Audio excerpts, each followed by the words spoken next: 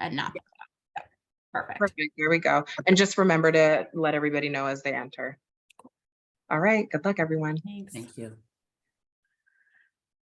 Hi, welcome everyone. Thank you for joining us. I appreciate you all being here.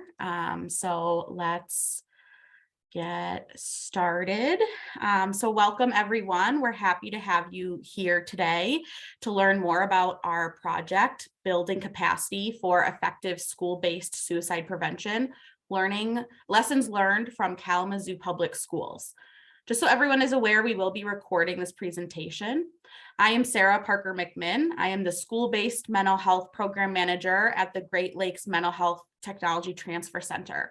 I am joined by Liz Dodson-Walker, a District Climate and Culture Coach at Kalamazoo Public Schools, and Tandra Rutledge, Director of Healthcare Systems Initiatives at the American Foundation for Suicide Prevention and the Chief Transformation Officer at Avidity. As we get started today, feel free to use the chat to engage with each other, add your thoughts, and ask any questions. Before we get started, we just need to let you know that this presentation was prepared for the Great Lakes Mental Health Technology Transfer Center, or MHTTC, under a cooperative agreement from the Substance Abuse and Mental Health Services Administration, or SAMHSA. The opinions expressed here are the views of us, the speakers, and do not reflect the official position of SAMHSA. We also want you to know that the MHTTC network believes that words matter and that we use affirming and respectful language. So I want to introduce you to the Mental Health Technology Transfer Center, or MHTTC network, who is a vital partner on this project. The MHTTC network, funded by SAMHSA, includes a network coordinating office, 10 regional centers, a national American Indian and Alaska Native center, a national Hispanic and Latino center. I work at the Great Lakes MHTTC in Region 5, and we are located at the University of Wisconsin-Madison. We serve the states of Illinois, Indiana, Michigan, Minnesota, Ohio, and Wisconsin.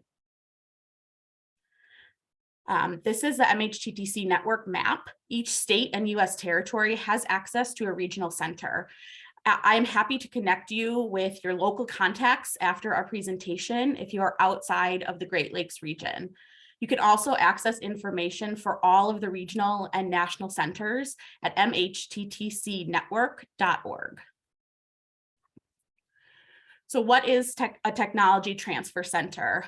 Technology transfer, as we use the term, means accelerating the use of mental health evidence-based practices in the field.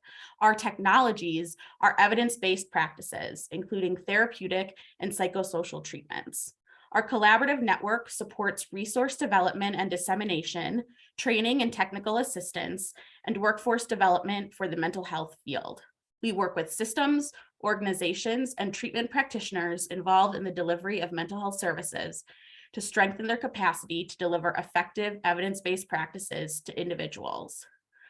Our services cover the full continuum spanning mental illness prevention, treatment, and recovery support. Our training and technical assistance events include webinars, learning communities, online courses, face-to-face trainings, and conferences. We also develop products including fact sheets, curricula, and tools to help implement a specific evidence-based practice. Today, we have 3 learning goals that Liz, Tandra, and myself will be walking you through. When you leave today, you should be able to define the key components of a comprehensive, culturally relevant school suicide prevention plan, discuss school-related risks among racial and ethnic minority students, and summarize lessons learned from the Kalamazoo School District in Michigan, who created a suicide prevention plan using this model. I'm going to turn over the next part to Liz from Kalamazoo, Michigan, our Gold Star district, who has been engaged in this process with us from the beginning. Hi, everyone. Thank you, Sarah. As Sarah said, my name is Liz Dodson-Walker, and I am a culture and climate coach from Kalamazoo Public Schools. Before we start talking about our district's continuing journey towards creating a comprehensive suicide risk plan, I'm going to talk a little bit about Kalamazoo so we set the scene. Kalamazoo is in the southwest part of Michigan's Lower Peninsula. It's about midway between Chicago and Detroit, and our population in the city is over 76,000. In Kalamazoo, there's several nationally recognized organizations and businesses, and there are 3 institutions for higher learning. And there is also our public school system, Kalamazoo Public Schools, or KPS, as you might hear me say. KPS is the largest school district in the county of Kalamazoo. We educate over 12,500 students in 24 schools.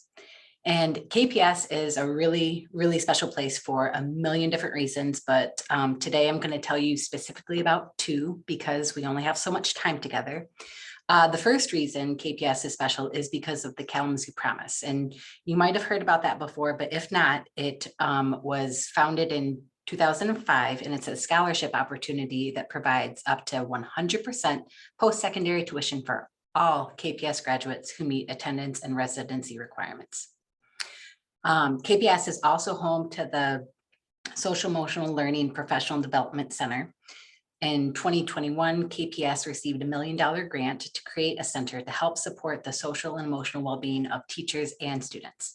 The center is where I work, and it has been home to many of the prevention components of our plan. As I mentioned before, KPS is the largest district in our region, and it is also the most diverse. Here's a little bit of demographic information about our student population and some pictures of our students in action across the district. Pretty soon, we're going to talk a lot about statistics, planning, policies, and other really important things. And that's a very necessary conversation, and that's why you guys came today. But before we go there, we wanted to take a moment to recognize that when we are talking about putting these things in place, this is the reason. These are the people, and they make up our community, and they're really important to us. Without further ado, here are those statistics that I promised. This information was gathered from the 2022 Michigan Suicide Prevention Commission Annual Report. It is a very thorough report, and this data right here gives you really good background information on what it looks like in Michigan right now. Also from the report, I wanted to make note of a few more specific points. So in Michigan, the age-adjusted suicide rate has increased overall since 2010, but there has been a significant decrease in the rate from the years 2019 through 2020. Also, nationally and in Michigan, suicide remains the second leading cause of death for children ages 10 through 14 and those between 15 and 24 years of age. Last, according to the Youth Risk Behavior Surveillance System data, YRBSS, the lesbian, gay, and bisexual high school youth in Michigan are more likely than their heterosexual peers to report that they have seriously considered suicide, that they have made a plan to attempt suicide, and that they have actually attempted suicide. So the risks and the numbers are significant, and the cost is even more so. In the past several years in Kalamazoo, we've lost community members, teachers, and students to suicide. And, you know, as I said, Kalamazoo is a pretty decently sized city, and it can get really small and personal when a crisis like that occurs. And over the past couple of years, in all of the rooms that I've been in, talking to people about this issue, whether it be teachers, administrators, social workers, almost everyone has some type of story, some sort of impact with suicide, whether it's their experience with a family member, experience with a student. So we know it's happening, and the fact that this issue is so pervasive is challenging because it brings up really powerful and strong emotions with people. But it's also a strength because it creates this really clear call to action that most people can really understand, feel, and then rally behind. This is a really early timeline of what that action has been within KPS. This particular timeline starts in 2018 because that's when I began working at KPS, but I really want to make it clear that this work did not begin with me, and it did not even begin with our social work team. There has been ongoing in the ongoing work within the district, which has included creating really important partnerships with our local community mental health organization, ISC, Integrated Services of Kalamazoo. What they do is provide counseling. They provide connections to counseling within the community and crisis intervention. KPS has also partnered with Griffin Place, which has provided suicide prevention related trainings for staff members. They have trained our crisis team on critical incident stress management, and they ran the Gatekeeper program, which is a school-based youth suicide prevention program for middle schoolers. As I said, all of these things were in place prior to 2018 and continue to be in place to this day. And we're really grateful to be able to maintain these relationships so we can provide these services for our staff and students. Moving forward, in 2019 and 2020, the school social workers began reviewing screening tools to help support students at risk of suicide. And then the year that needs no introduction, 2020 happened, life, work, everything as we know it changed. In Kalamazoo Public Schools, we stayed virtual from March 2020 all the way that full year, returning to in-person learning the fall 2021. So during our virtual year, our district began meeting in professional learning communities, and everybody got to do that. So our social work team met together, and it was a weekly time for us to virtually gather, put our heads together, talk about what's working, what's not working, and just problem solve together. And this was a really important point because prior to this year, we had not had the opportunity or the time to meet together so regularly. And this is the team. Just want to shout them out. These are the workers. These are the people that we're meeting. And we decided really early on that we wanted to use a lot of our PLC time to continue the work that was started by the school social work team. And we were looking for a suicide prevention screener to use. That was it. That was our only goal, find a screener. Because we all had some level of experience working with students with suicidal ideation, but what we did not have was a clear KPS approved process to follow when that came up. So we were really hoping that this one tool could help create some consistency throughout the district. So during our PLC time, we poured over different resources and eventually identified a screener that we presented to our student services director at the time. And we were really nervous, but her response was, yes, of course, do whatever you need to do to help kids. And then the follow-up question to that was, I assume you've done the research. As it so happens, yes, we had done the research.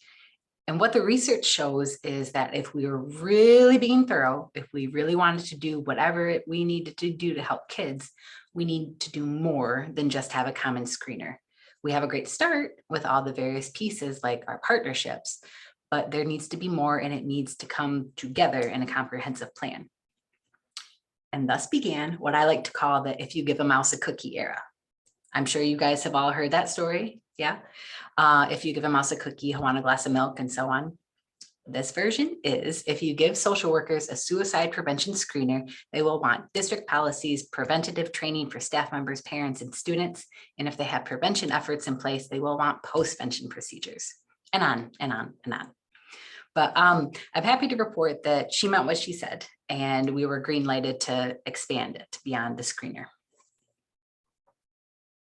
And here we are handling this expansion, drinking from a fire hose, so to speak, because we had begun the work, but we were kind of struggling with how to make sense of where to start, the order of things, and how to put it together.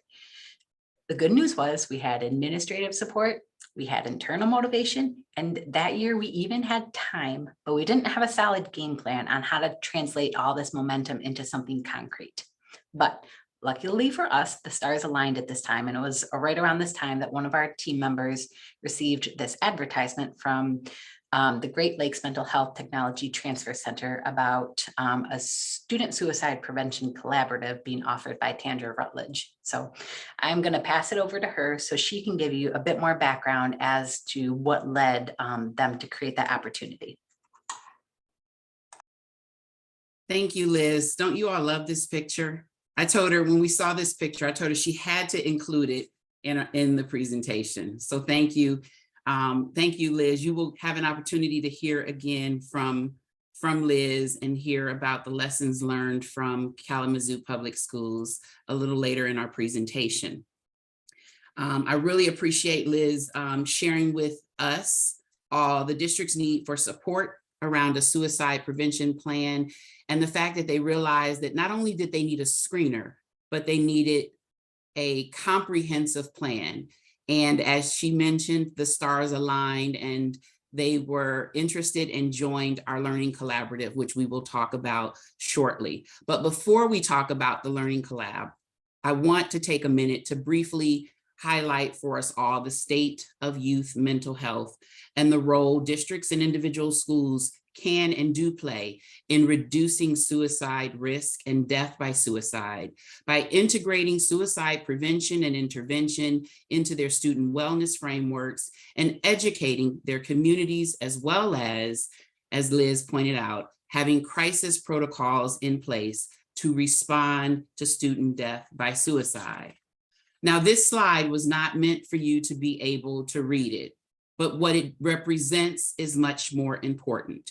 It represents recent reports that highlight the threats to youth mental health in the US, many of which we know have been exacerbated by the pandemic.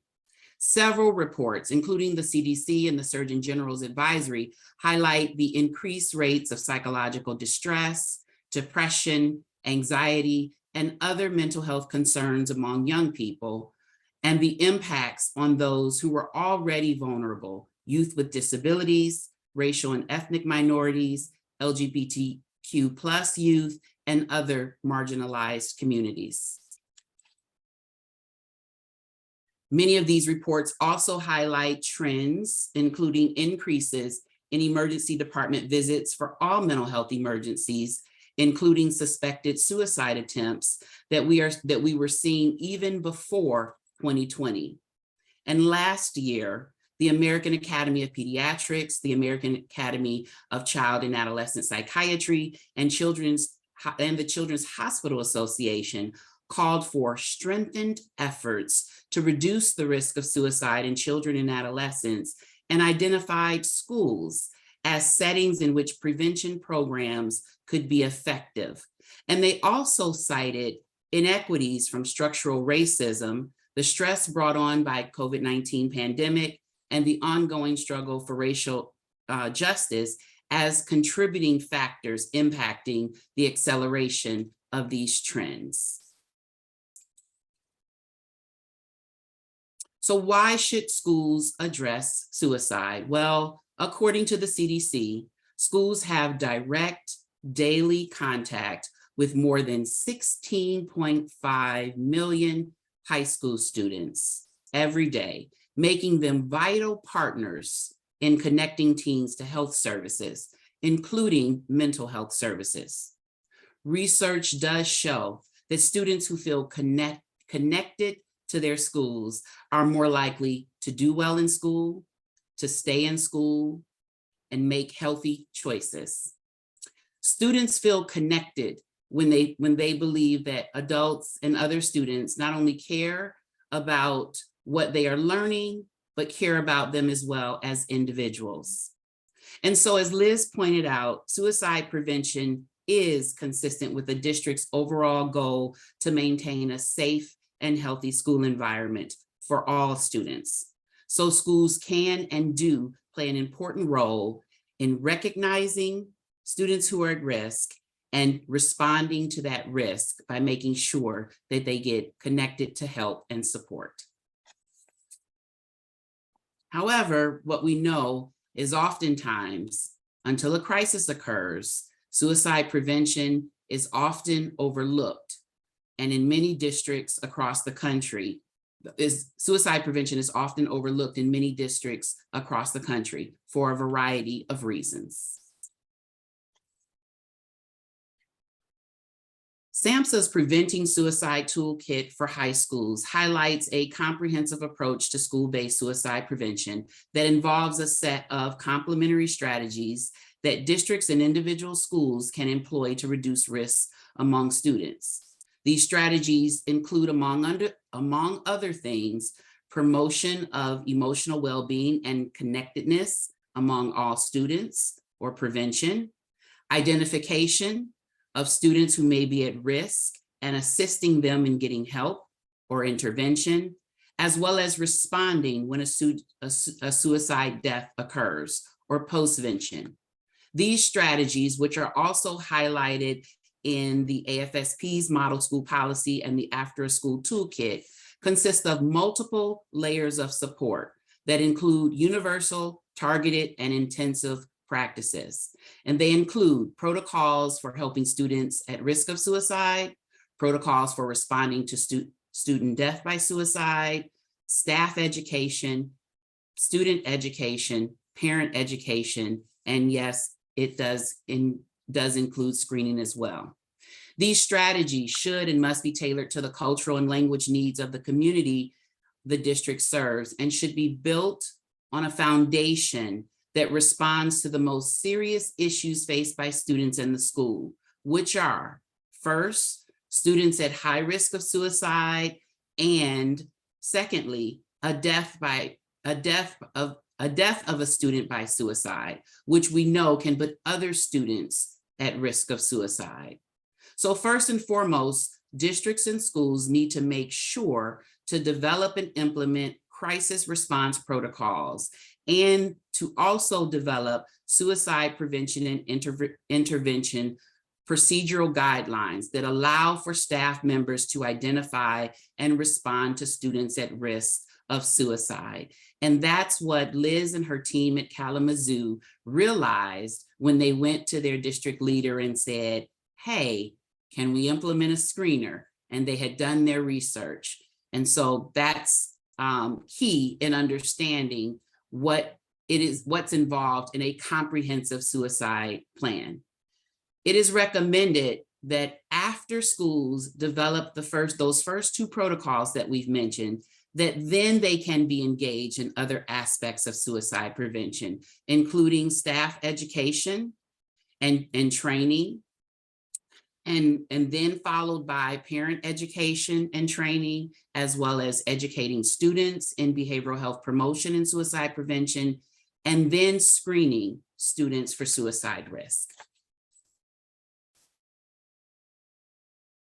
School suicide prevention efforts must recognize that suicide can be a 24/7 challenge, and that schools do not operate around the clock. Therefore, school suicide prevention must have clearly articulated connections to community resources, because schools absolutely cannot address all the challenges of suicide prevention on their own. So collaboration is key, as Liz has pointed out. A model district policy also should be viewed through a developmental and cultural lens, and must recognize that youth are more susceptible to suicide contagion than any other age group, and that social media can also fuel contagion. A comprehensive policy in a school district should also appreciate that school staff members are subject to the same suicide risk factors as students. And thus there is a need to also be attentive to suicide warning signs among school staff. So now we'll turn our attention back to the school-based learning collaborative, building capacity for effective school-based suicide prevention, applying the NIATEX model of process improvement for sustainable change. That is Sarah's fault, everyone, that is a mouthful. For our third cohort, we did shorten it a bit, and Sarah's going to talk about that next. But we launched the Learning Collaborative in the fall of 2021 to assist school districts with strengthening and enhancing their suicide prevention efforts. The Learning Collaborative was launched, again, in collaboration with the Great Lakes MHTTC and the AFSP Illinois chapter. Sarah's going to talk to us about the first cohort. The second cohort, and we're actually launched our third cohort just yesterday, but the second cohort of the Learning Collaborative was developed specifically to help school districts apply process improvement principles to their current suicide prevention policies and practices with the goal of improving their plans across the district. Now think about that. I think about the toolkits and the evidence-based practices that you have, and think about those suicide prevention policies and plans that might just be gathering dust on the shelves. Think about the limited resources that you have, whether they're financial or even just personnel.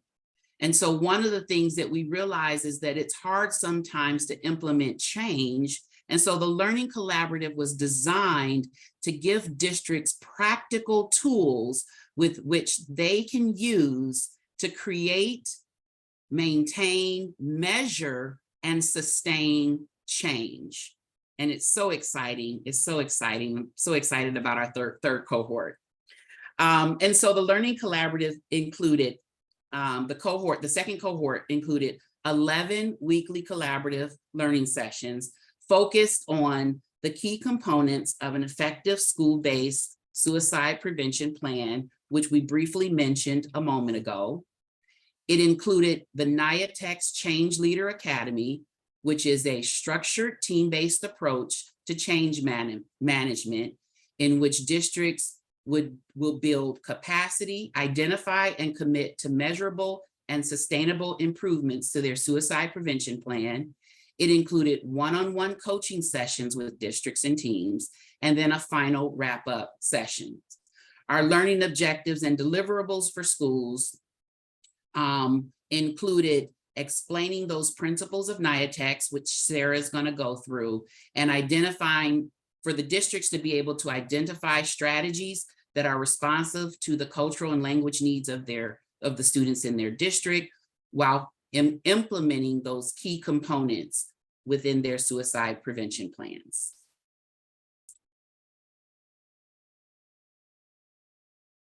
We targeted school districts in the Great Lakes region, so Ohio, Illinois, Indiana, Michigan, Minnesota, and Wisconsin, focusing on districts with existing suicide prevention policies in place and that wanted to improve and or refine them.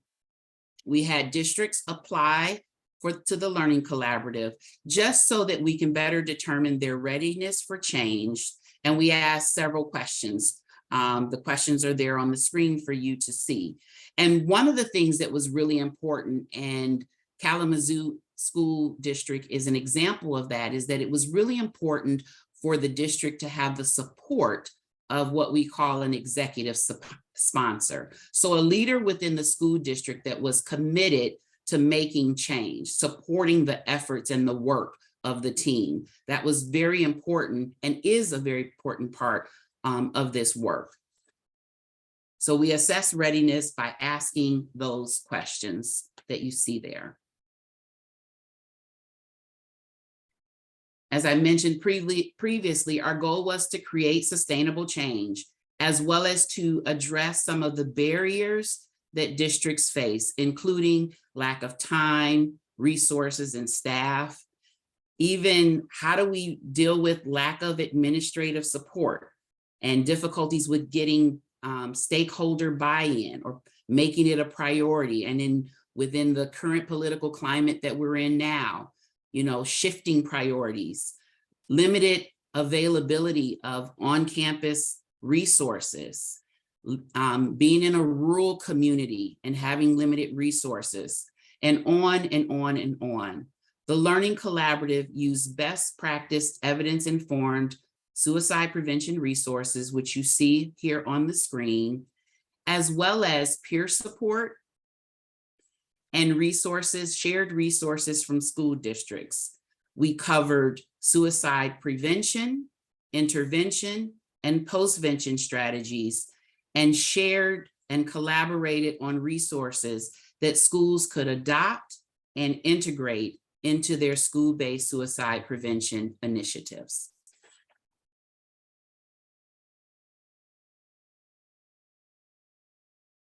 Now I'm going to pass it to Sarah, who will share more about the districts who participated in our cohort and what we learned. Great, thank you, Tandra. So as we've mentioned, we have run this learning collaborative 2 times over the last 2 school years with different cohorts of school and district staff. We also just kicked off cohort 3 yesterday. So we've learned a lot of lessons from cohort 2 that informed how we redesigned, expanded, and improved the learning collaborative we learned a lot of lessons from cohort 1 that informed how we redesigned, expanded, and improved the learning collaborative for cohort 2. And in turn, cohort 2 informed how cohort 3 will run this fall. This is getting a little ahead of ourselves, but you can see us working with the NIATEX process. This is the NIATEX process in action, and that will make a lot more sense in just a couple minutes, but it's exciting that we are using our own principles as we run this project. So for cohort 1, we worked with 8 districts and 3 private schools from 6 states in the Great Lakes region. We met for 6 weeks in the spring of 2021 in order to help schools and districts create and implement a comprehensive suicide prevention plan in the next 2 years. We strived to provide resources and tools to assess readiness, strategically plan, and implement comprehensive suicide prevention plans.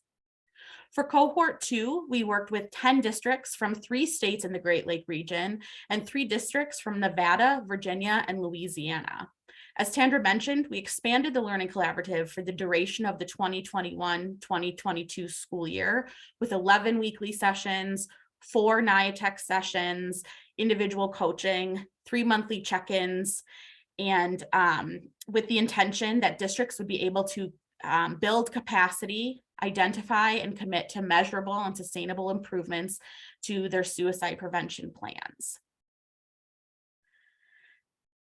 After we wrapped cohort 1 and collected feedback, we quickly learned that 6 one-hour gatherings and 1 individual coaching session was not enough time to provide high-quality support and make lasting change, which is what led to our expansion for cohort 2. Our participants shared that they were hungry for more time and would benefit from engaging in this work throughout the school year, not just at the end of the spring semester. That led us to expand our work to 19 sessions over 8 months. We also learned that participants were looking for additional implementation guidance and support. To meet this need, we shifted focus from simply sharing tools and resources with ideas on how to use them to taking the time to help schools build capacity to create lasting change and provide tools that can be adapted based on where schools are in their suicide prevention journey, whether they're looking to completely overhaul their suicide prevention policies or simply update them to include current best practices. This led us to include NIATEX. So what is NIATEX? So it used to be an acronym for the Network for the Improvement of Addiction Treatment, but now it is simply known as NIATEX. This reflects its growth and expansion into fields other than addiction treatment. NIATEX facilitates peer networking and provides research, case studies, and innovative tools that encourage the use of its process improvement model. This model is quality-driven, customer-centered, and outcome-focused, and has proven effective in transforming business practices and improving quality of care. The NIATEX model of process improvement is a structured, team-based approach to change management that creates gradual improvement over time through a series of small changes tested and implemented one at a time, called AIMS. NIATEX began in 2003 with the question, could the strategies used to improve processes in manufacturing and other industries be used to improve services in substance use disorder treatment settings? The answer was a resounding yes. It has since been expanded to work with medical providers, mental health centers, human service organizations, and now schools, among other workforces. The premise of gradual improvement over time guides the NIATEX model. Improvement isn't usually accomplished by one big change. It's a series of small changes tested and implemented one at a time that add up to big impact. For our learning collaborative, we utilized a virtual NIATEX Change Leader Academy, where our participants met with a process improvement coach for 4 weekly sessions to equip them with the NIATEX model of process improvement and its 5 key quality improvement tools: the change project form, the walkthrough, which is used to help you experience your processes from your client or student's perspective, flow charting, which is used to create a picture of your process, showing each step from beginning to end, the nominal group technique, which is a simple yet powerful group brainstorming technique, and a plan, do, study, act, or PDSA rapid cycle testing, which helps you plan and a change aimed at improvement, carry out the change on a small scale, study the results, and decide to adopt, abandon, or adapt the change and run another PDSA cycle. Using these tools, our participants were asked to select a change project focused on suicide prevention in schools, set a project aim, engage district leaders and school staff in the change process, and achieve measurable, sustainable improvements. An aim statement is one sentence which describes the goal of a change project. It should be specific, measurable, and attainable, relevant, and time-bound. These are also known as SMART goals. An aim is one small piece of the big picture that builds on itself over time through the use of ongoing rapid cycle testing and change management. An aim statement should be in the form of increase or decrease X from a baseline of Y to a goal of Z by the end date. The first aim statement our participants developed during the NIATEX Change Leader Academy became the starting point for their school-based suicide prevention policy planning. Examples of these aim statements from cohort 2 include increase staff awareness of the district suicide prevention protocol from what their baseline was to 95% by June 2023. Increase use of universal screener from baseline, where they were at on that day, to 90% by October 2022. And increase number of staff trained in the suicide prevention training, whichever one they were using in their school at the time, QPR, ACT, ASSIST, whichever one the school was already using, from baseline, however many staff were trained in that suicide prevention training, to 90% by June 2023. We wrapped up our learning collaborative with individual coaching calls for our facilitators and districts with our process improvement trainer and our suicide prevention expert, Tandra, where they could get feedback and support for their change projects. Our collaborative concluded with participants presenting their change projects through a 5x5 presentation model, 5 slides in 5 minutes, which tell the story of their change project. These 5 slides examine the measurable goal and timeframe of the project aim, describe the changes that were made through each PDSA cycle that they conducted, relay the data and results that were gathered, share next steps in the project in order to sustain change, and show what impact these changes have shown so far in their school community. This is the exciting part where we learn just how big of an influence this project had in these school districts. As an example, I know this is hard to read and it's a lot of data, so I'll walk you through it. This is the data one of our other participating districts shared during their 5x5 presentation last spring. Their aim was to increase staff awareness of the suicide prevention protocol by 85% by August 18th, 2022. They found that most staff were unaware of the suicide prevention protocol and risk assessment practices. They spent the spring semester 2022 gathering data and holding a staff focus group to evaluate an implementation plan. Their next steps included creating an ongoing awareness campaign for their suicide prevention protocols and risk assessment practices, and create a training process on these vital policies.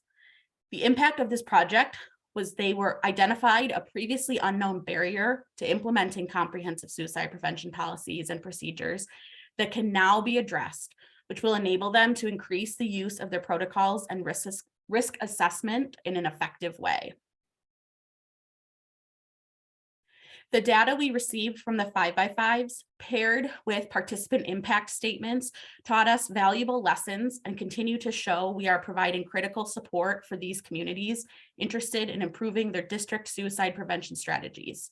I will admit we were a little nervous to ask our participants to commit so much time to one project, knowing their plates are so full of daily crises and competing needs.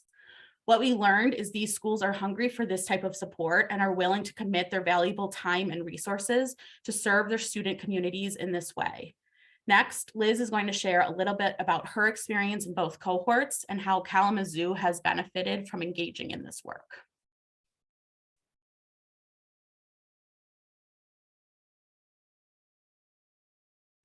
Let me unmute, not be that person. But as you remember, we left off in, we were trying to drink from the fire hose and we were overwhelmed and we were looking for support and expert guidance around creating a plan.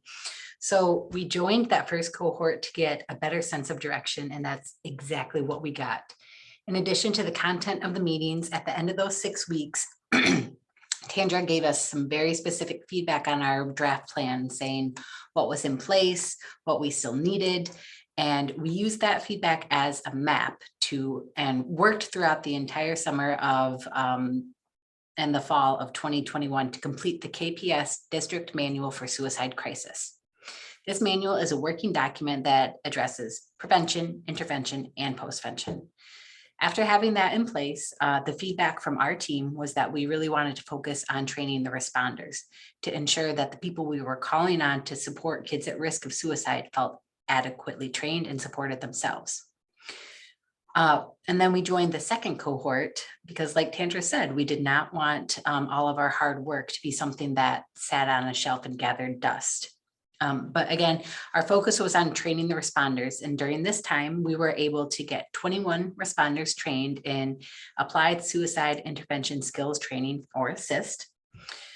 We also created a Google Classroom for the responders, which is essentially the intervention component of the manual we created. The classroom was created because, yes, the manual is comprehensive, but it is not the most user-friendly thing to go to when you're trying to work with somebody who is in crisis. So we lived and we learned. But another thing we did at that time was we also spent time talking with the school administrators about the trainings that the responders had received. Oh, sorry, I'm not done talking with that slide. I have more to say. We're still in the cohort 2. There were some intangible benefits that, I can't really put a number on, but that the collaboratives were a working community, because suicide prevention is a challenging topic in general, and to try to make sense of it within a school community just makes it even more complicated. But meeting as a group allowed us to benefit from the wisdom of districts who were a little bit farther along in their work. And sometimes we were able to commiserate with some other participants around common challenges. I know that sounds a little bit tongue in cheek, but it was everything to be able to meet with people who really got it because they were also doing the work. But ultimately, working with so many districts throughout the country provided perspective, and we were able to recognize that our district is very lucky in a lot of ways and resource rich in many ways, and that is really good news. Another benefit of participating in this collaborative was the NIATEX process.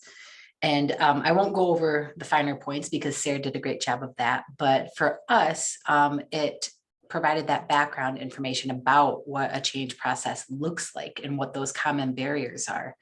This helped, keep our expectations realistic and manageable. And the specific tools presented really helped us understand our process from multiple viewpoints. It helped us narrow our focus and be very intentional about what our goals were.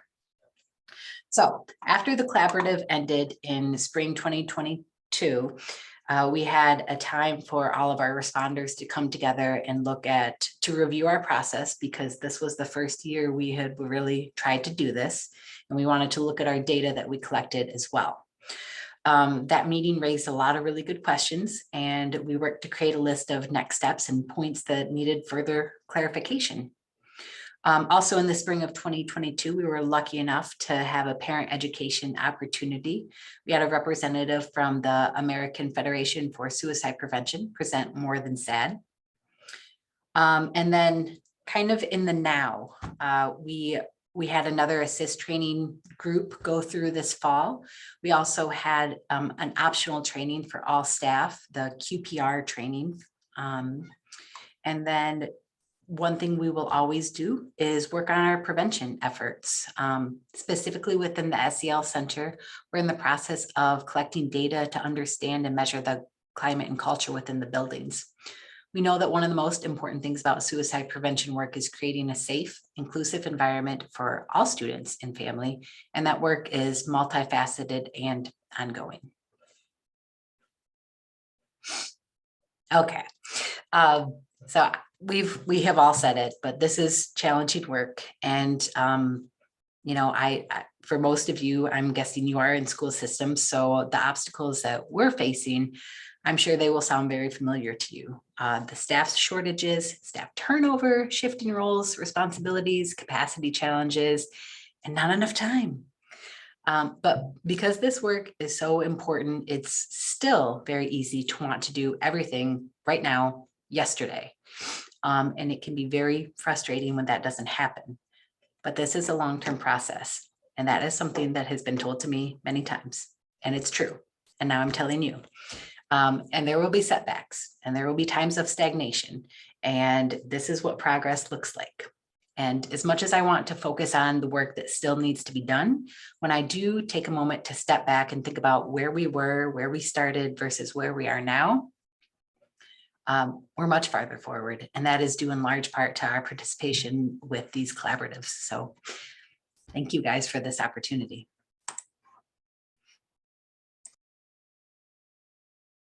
And we're so glad that Kalamazoo has stuck with us as we've adjusted our learning and has, you know, through Liz, continued to share the ongoing work that they continue to do beyond their engagement with the last two cohorts. Unfortunately, Kalamazoo is not in cohort 3. They don't need to be. They have the tools they need to keep moving forward. So we miss Liz, but she is still steamrolling ahead and we love to see it. So as I mentioned earlier, cohort 3 launched just yesterday with a new group of leaders working in schools, districts, and state departments of education, interested in implementing sustainable change for comprehensive school-based suicide prevention programming. With the feedback from our first 2 cohorts, we have refined our project to its current format. We found the change management tools and implementation support provided by the NIATEX Change Leader Academy in conjunction with weekly peer support were the highest priorities for districts engaged in this work. In response, cohort 3 will meet for 2 hours each week for 6 weeks this fall, with the opportunity for individual coaching and ongoing implementation support throughout the school year. Our time together will incorporate collaborative learning with the experts, team working sessions to begin developing change plans, and ongoing resource curation to meet needs as they arise. And one of the pieces that we added this year is a resource collection. I'm going to put it in the chat. It is a work in progress, and it always will be. This is the way that we are. This is the way that we are curating resources. We want them to be available to everyone, not just our cohort. And so this is how we are filling that need of needing more training on specific suicide prevention in schools, which is what Tandra mentioned earlier. We also found that although we would love to meet throughout the whole school year, it's not sustainable for a lot of districts. It was for the districts that we had engaged in cohort 2, but we were really surprised by that, and it was a big ask of them. So we did again scale back in hopes that we could reach more districts and scale this project up into a replicable way that that could be used by other districts in the future potentially as well. So that is our project and everything we have learned over the last 2 years working with education leaders interested in implementing comprehensive school-based suicide prevention programming.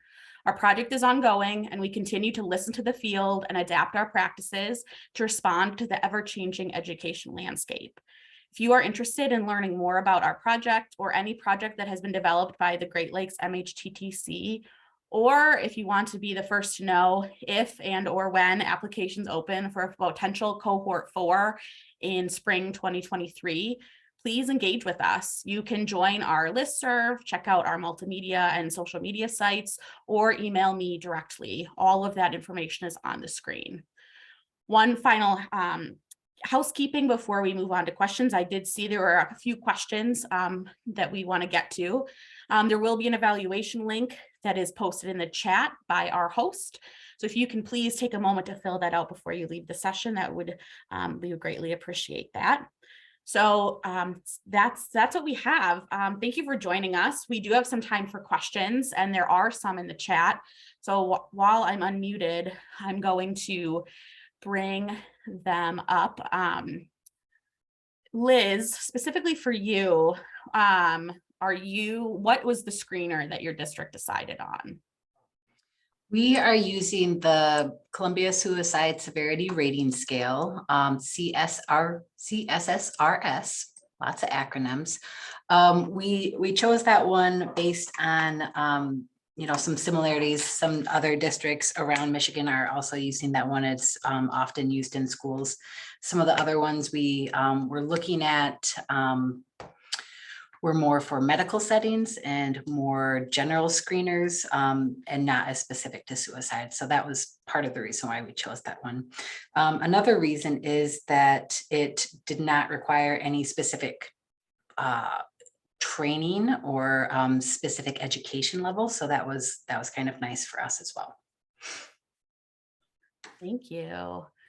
Tandra, so I noticed in the chat that it was mentioned that in Oregon and in Nevada, they mentioned that they're seeing the same pattern with increase in youth suicide rates from 2010 to 2018, but then a decrease over the past 2 years. Do you have any idea what this decrease is attributed to? Because it's interesting that states are seeing this.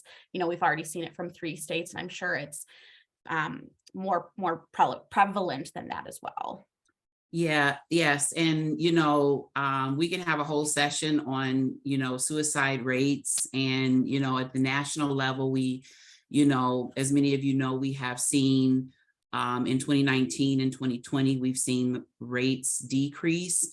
Provisional data just released by the CDC at the end of September did see an uptick in rates. That is some of the provisional data across the country, and states saw similar trends. And so we don't know exactly what those decreases and increases, what they represent. We also want to keep in mind that while we saw some decreases for some groups, we did not see them for all groups. And so as we're looking at suicide data, we need to be thoughtful across when we're talking about youth suicide rates, because here in Illinois, where I'm located, while we did see some decreases in some groups, we saw increases in other groups of youth at risk. And so we want to be thoughtful about, when we look into the data, ask those questions. And if you're in a school district, for example, or school community, you do want to look at those groups that might be at higher risk, and not because identity presents that risk, but the factors in society that contribute to vulnerabilities, that contribute to stress, that put those individuals from those groups at an increased risk. So we don't know exactly. There's a lot more that we need to understand about suicide risk. We've also seen, there's suicide risk, but there's also thoughts of suicide, right? We lose less children die by suicide, but increasing numbers of young people have thoughts of suicide. So we don't want to lose sight of those youth who are thinking about suicide and may not attempt, so that we have a full understanding in our schools of those young people who are at risk for suicide and not just those who are dying. We don't want to lose anyone, but we want to make sure that we have a full understanding. I know that wasn't a very, very clear answer to your question, but I hope that it answered the question. I think it answered it with the information that we have and That we have, right? It's not perfect. Thank you. Thank you for asking. Yeah.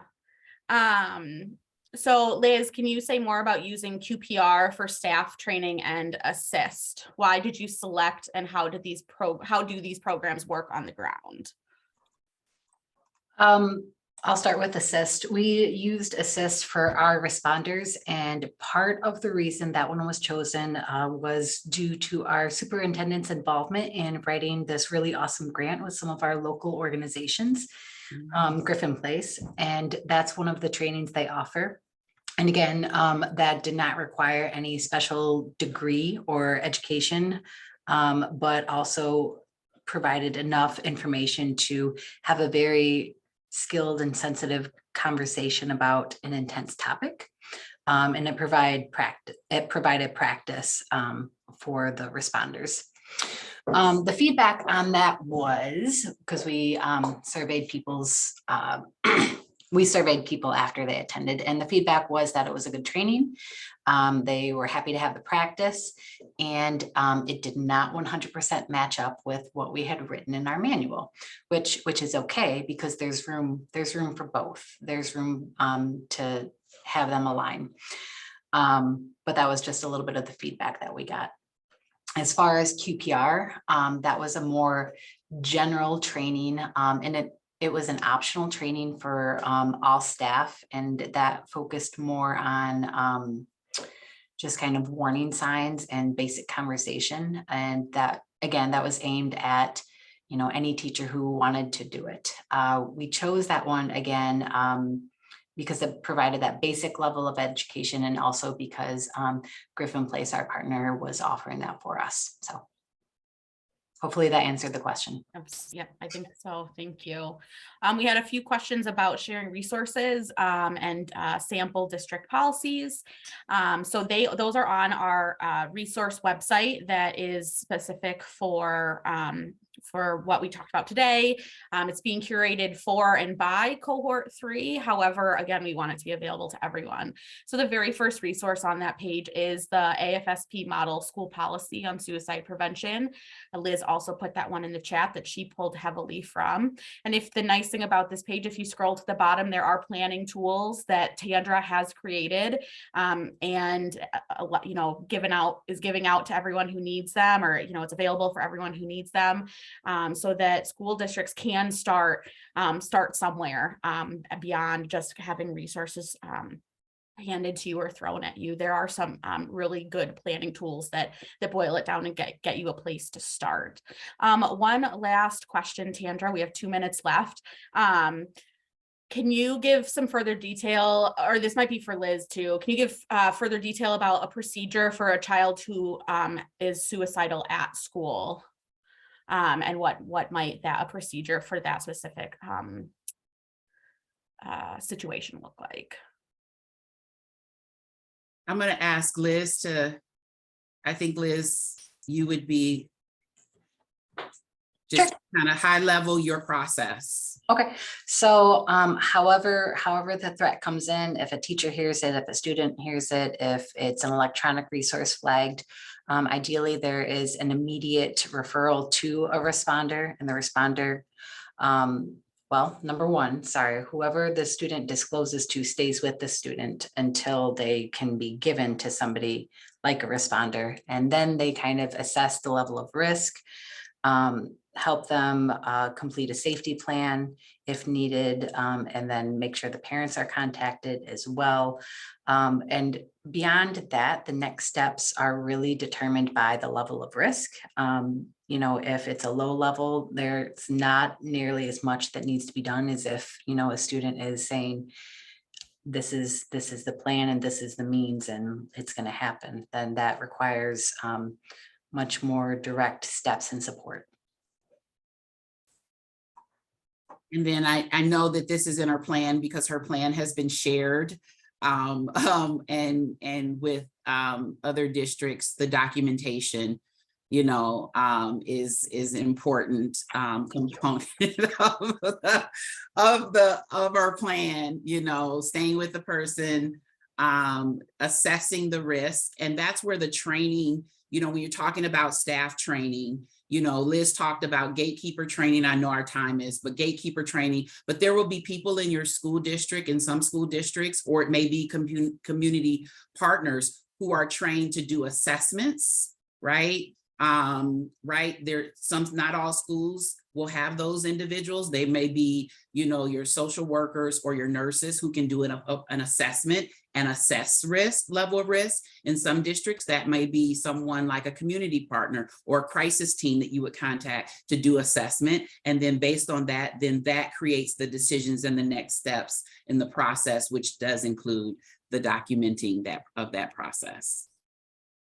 Thank you both. Thank you all for joining us today. We hope you learned something that you can take back to your schools and districts. And we feel free to reach out if you need any further support on this topic or any other topic on school-based mental health. Thanks, everyone. Thank you all so much. That was a wonderful presentation. Is there anything that you all need from me? There is a 15-minute break until 5 p.m. for everyone on the call, and then the poster session begins at 5. So anything that I can do for my presenters? We Wonderful. are good. Thank No, you so we are much. good. Thank you. Thank you so much. Thank you, everyone who was able to join us. Thank you all so much. And I'm going to go ahead and just end the meeting completely. So